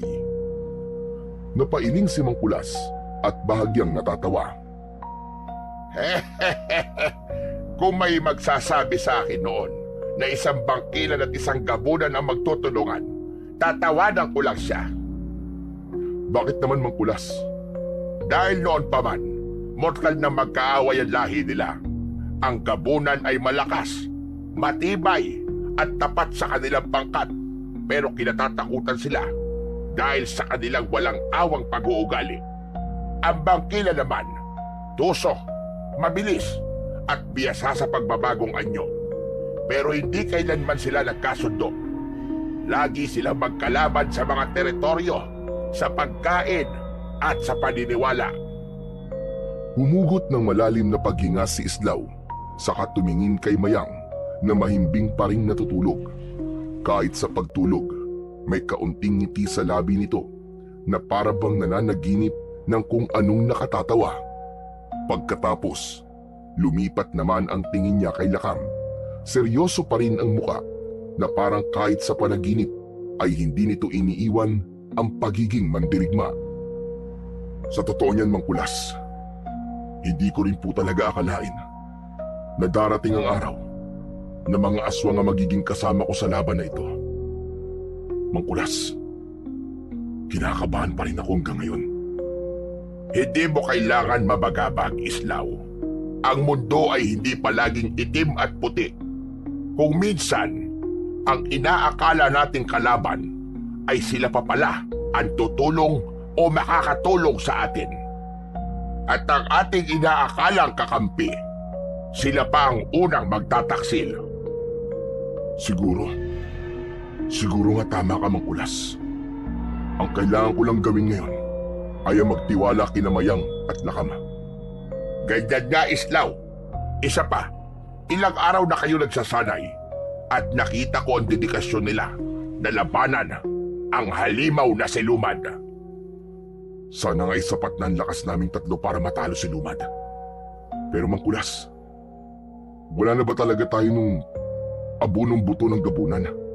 Sa tingin ko kasi kung mayroon pa tayo nun, pwede nating sabuyan si Lumad ng abo na yun at magkakaroon kami ng pagkakataon para matalo siya ng tuluyan. Ikinalulungkot ko, Islaw, pero wala na talaga. Sa ngayon ay wala na kayong ibang magagawa pa kundi labanan si Lumad gamit ang inyong lakas at kapangyarihan. Nang magbalik ang tingin ni Islaw kina Lakam at Mayang, ay may kung anong init na bumalot sa kanyang dibdib.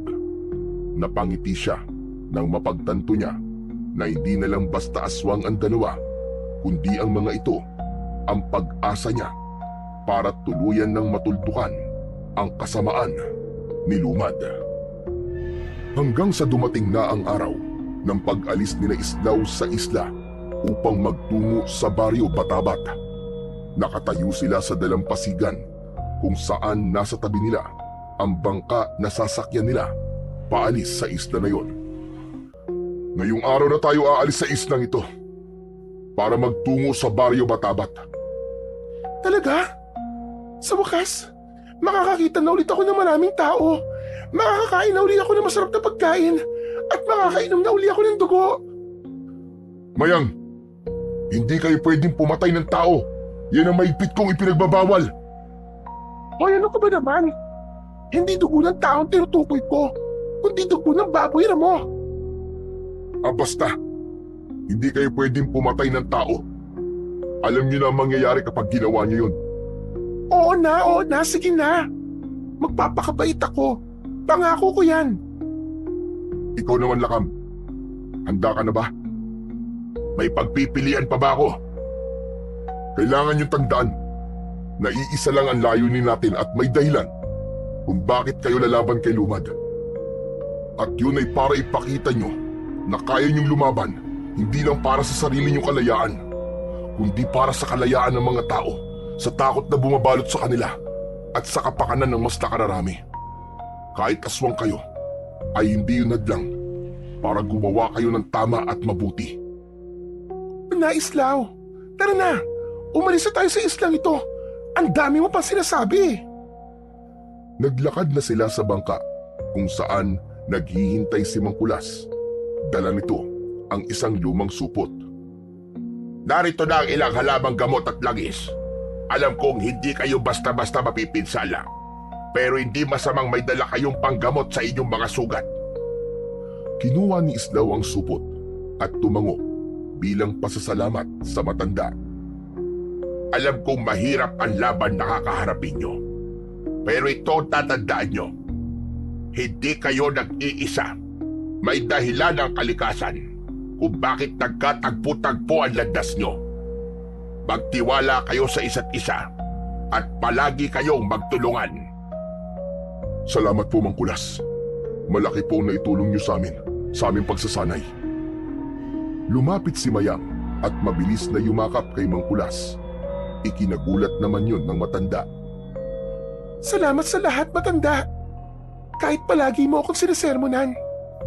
Hay nako, pasaway ka pa rin talaga kahit kailan, Mayang. Walang anuman. Si Lakam naman ay tumangulang kay Mang Kulas bilang respeto. O sige na, umalis na kayo at mag-iingat kayong tatlo. Hangad ko ang inyong tagumpay. Sumakay na sila sa bangka. Nang magsimulang umusad ang bangka palayo sa isla, tinanaw ni Islaw ang lumiliit na imahe ni Mang Kulas sa dalampasigan. Isang kabanata ng kanilang buhay ang nagtapos. Ngunit isang mas malaking laban ang naghihintay sa kanila sa pagbabalik nila sa Baryo Batabat. Nang makarating sila Islaw sa Baryo Batabat, ay sumalubong sa kanila ang nakabibinging katahimikan. Bumungad sa kanila ang mga bakas ng pananalasang nangyari roon. Mga bahay na wasak at mga taong bakas ang takot sa muka. Halos madurog ang puso ni Islaw habang iginagala niya ang kanyang mata sa paligid. Di ko akalaing ganito na ang itsura ng baryo namin. Malinaw na hindi lang isang beses sumatake ang lumad na yun dito, Islaw. Malamang, sinamantala niya ang pagkakataon habang wala ka. Pinagpatuloy nila ang paglalakad patungo sa bahay ni Islaw. Nang makapasok sila, ay agad silang naupo at sinimulang mag-usap. Kailangan natin magplano ng gusto. Hindi natin pwedeng harapin si Lumad nang hindi natin alam ang kahinaan niya. Yan ay kung meron siyang kahinaan. Lahat ng nilalang Mayang ay may kahinaan. Kung ganon, anong gagawin natin? Una, kailangan malaman natin kung nasan si Lumad. Malamang ay nandito lang siya sa paligid ng baryo. Walang bahala ron. Mas mabilis akong kumilos sa gabi. Kaya ko rin magbago ng anyo. Kaya magiging madali para sa akin ang paghahanap sa kanya. Sige Mayang, pero mag-iingat ka. Nagpatuloy ang kanilang pag-uusap hanggang sa napansin ni Islaw ang kaliwang kamay ni Lakam na nakabalot ng isang itim at makapal na tela. Ano yan, Lakam? Bakit may nakabalot na itim na tela sa isa mong kamay? Wala ito. Pinalutan ko ng tela ang isa kong kamay upang maprotektahan ito sa tuwing susuntok ako o aatake gamit ito. Nagsasabi ka ba ng totoo, Lakam? May nangyari ba sa kamay mo?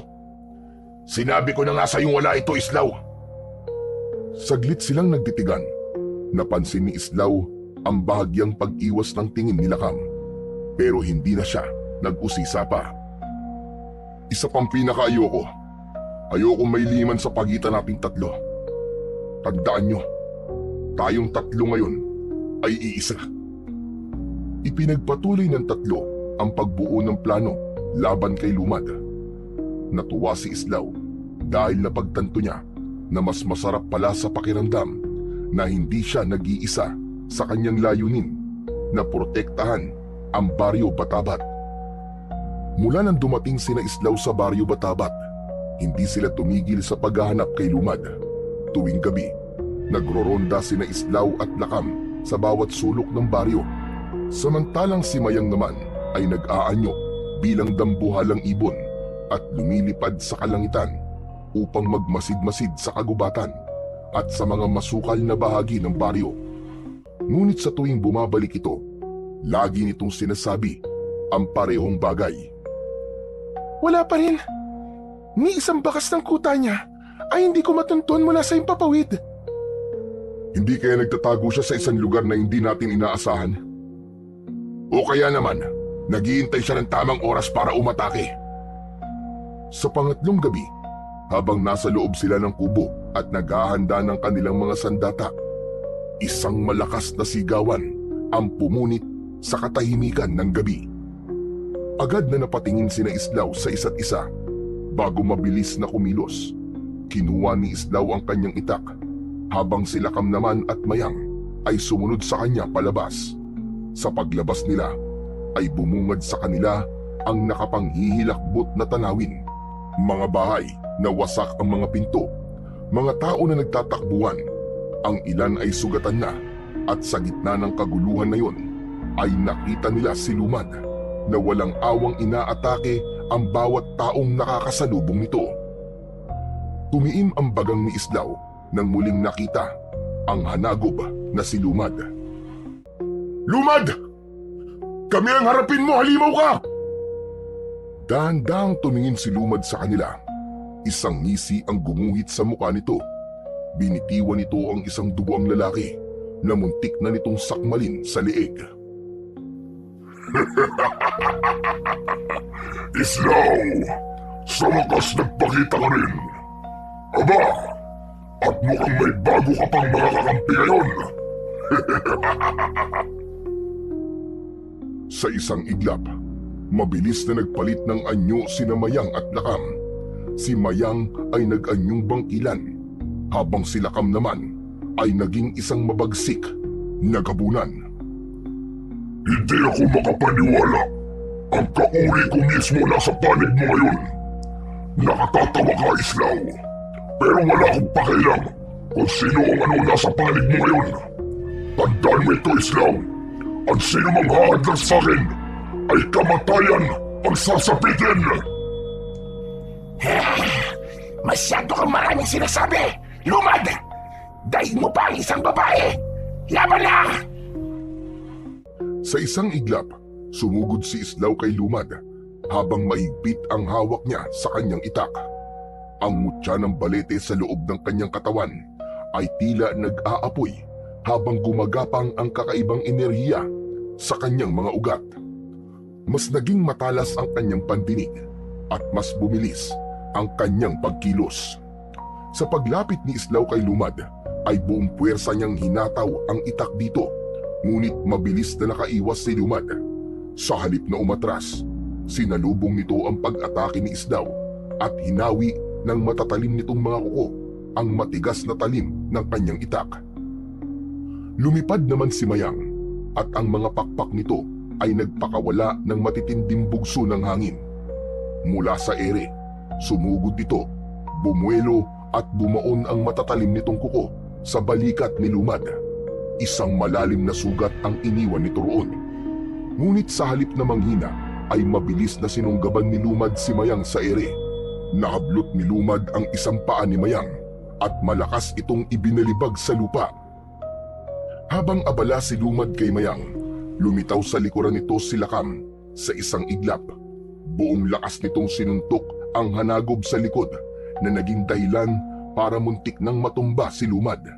Pinaulanan ni Lakam si Lumad ng mabibigat na suntok sa katawan, sa muka at sa tagiliran, gamit lamang ang isa nitong kamay. Parang bakal ang kamao ni Lakam.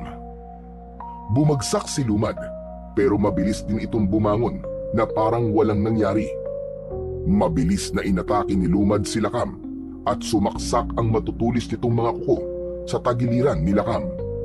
Napangiwi si Lakam ng dahil sa sakit, ngunit imbis na umatras, hinablot nito si Lumad at sinakal gamit lamang ang isang kamay. Lakam! Hawakan mo siya! Huwag mo siyang pakakawalan!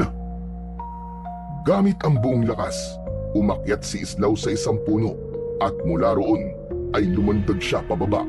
Itinutok niya ang itak sa leeg ni Lumad. Subalit sa uling sandali, mabilis na umiwas si Lumad. Kasunod nun ay nagawa nitong saksakin si Lakam sa tiyan Gamit ang matutulis nitong mga kuko, hinagis nito palayo si Lakan.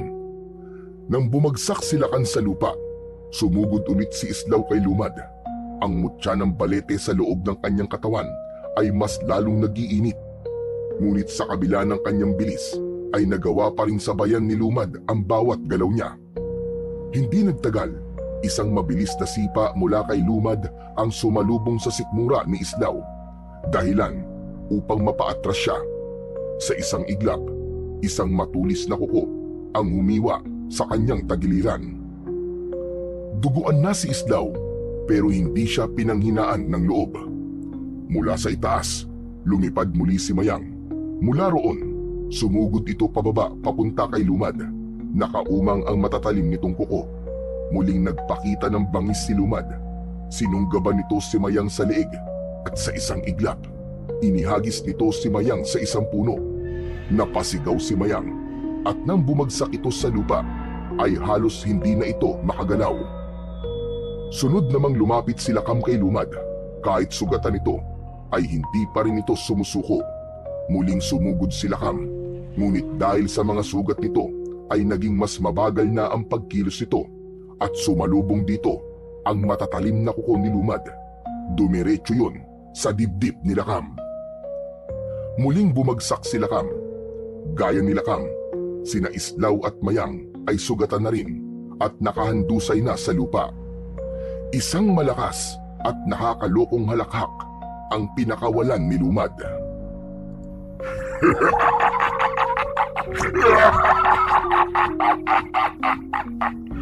Natatandaan mo ba ang sinabi ko nung muli tayo nagkaharap, Islaw? Sa susunod na pagkikita natin ay papatayin na kita. At ito na ang gabing yun, Islaw. Papatayin na kita. Tatanggalan ko na ng pag-asa ang bahay na ito na makakalaya pa sila sa mga kamay ko.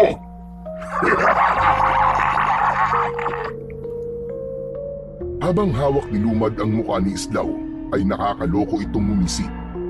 Itinaas nito ang isa nitong kamay at kahit paano ay tinanggap na ni Islaw na yun na ang katapusan niya.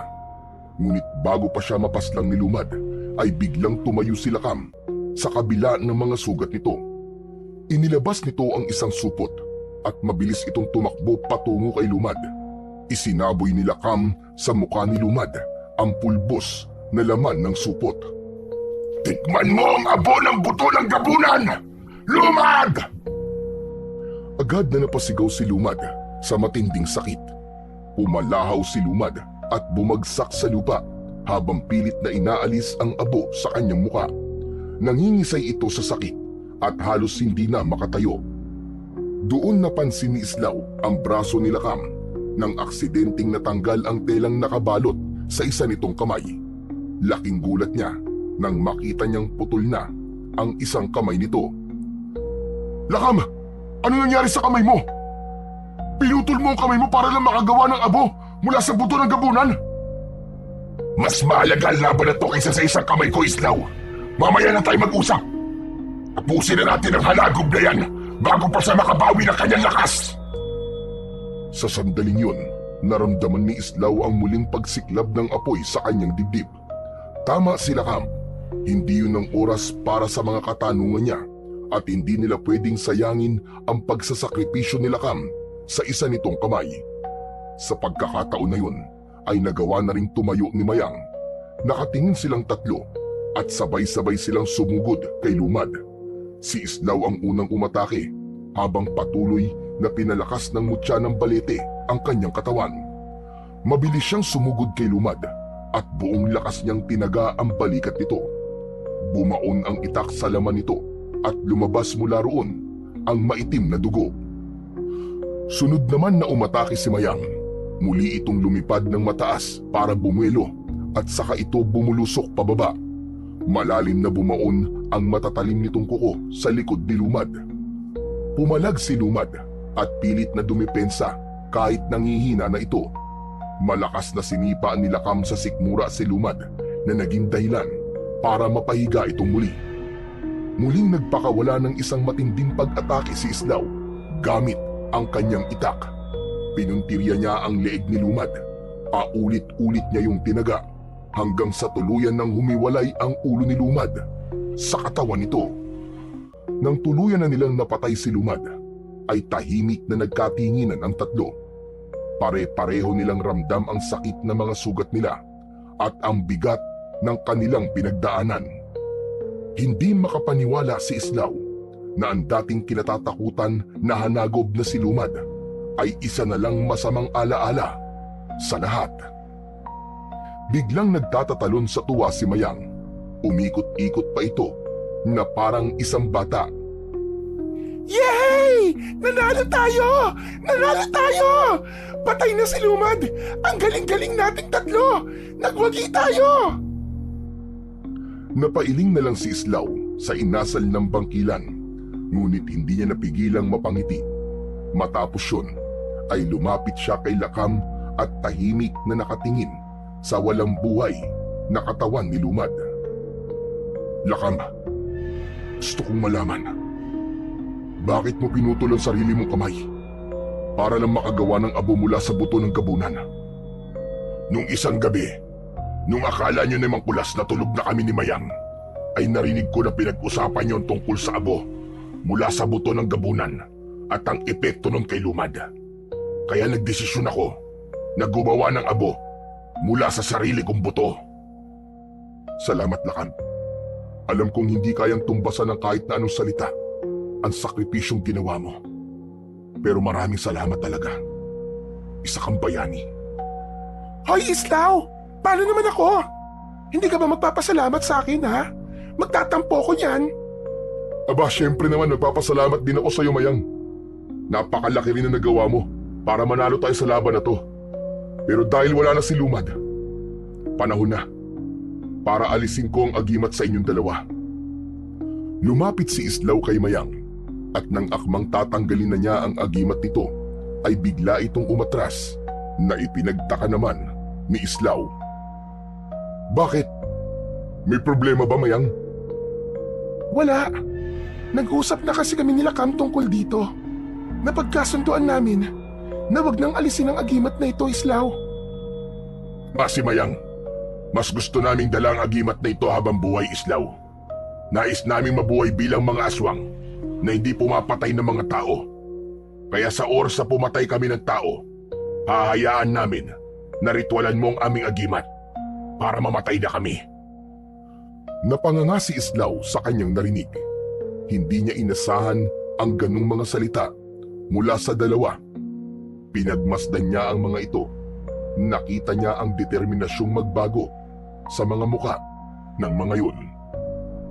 Kung yan ang desisyon niyo, irerespeto ko yan. Ngunit simula sa araw na ito, malaya na kayo. Mayang, Lakam, maraming salamat sa tulong na ibinigay niyo. Hindi lang sa akin, kundi maging sa buong baryo Batabat. Sa huling pagkakataon ay nagpaalam na sina Mayang at Lakam kay Islaw. Hindi maintindihan ni Islaw pero nakaramdam siya ng lungkot habang pinagmamasdan niya ang papalayong bangkilan at gabunan.